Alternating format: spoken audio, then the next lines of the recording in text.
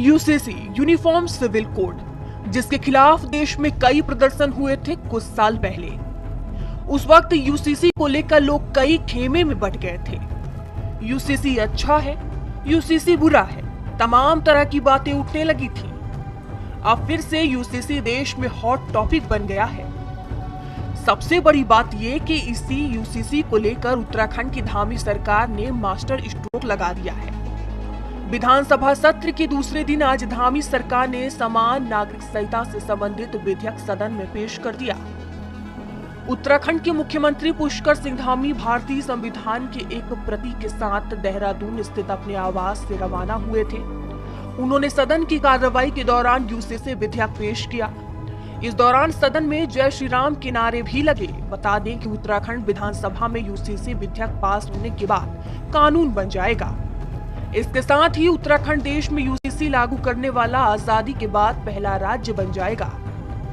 चलिए आपको बताते हैं कि यूसीसी क्या है और इसकी महत्वपूर्ण बातें जिसके बारे में आपको पता होना चाहिए। यूसीसी क्या है?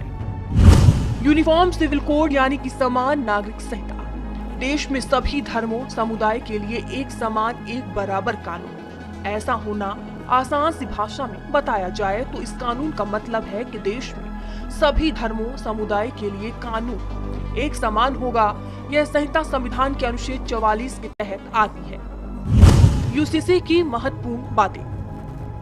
तलाक के लिए सभी धर्मों का एक कानून होगा। तलाक के बाद भरण पोषण का नियम एक होगा। गोद लेने के लिए सभी धर्मों का एक कानून होगा। संपत्ति बंटवारे में लड़की का समान हक सभी धर्मों में लागू होगा। अन्य धर्म या जाति में विवाह करने पर भी लड़की के अधिकारों का हनन नहीं होगा।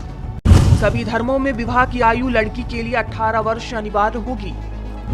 लिव इन रिलेशनशिप के लिए पंजीकरण जरूरी होगा। प्रदेश की जनजातियां इस कानून से बाहर होंगी। एक पति पत्नी का नियम सब पर लागू होगा। बहुपत्नी प्रथा समाप्त होगी। जानकारों के अनुसार कहा जाता है कि यूसीसी का इतिहास 100 साल से भी ज्यादा पुराना है। यूसीसी का इतिहास 9वीं शताब्दी में खोजा जा सकता है, जब शासकों ने अपराधों, सबूतों और अनुबंधों से संबंधित भारतीय कानून के संहिताकरण से एक रूपता की आवश्यकता पर बल दिया था। हालांकि तब विशेष रूप से सिफारिश की गई थी कि हिंदुओं और मुसलमानों के व्यक्तिगत कानूनों को एक तरह के कानून से बाहर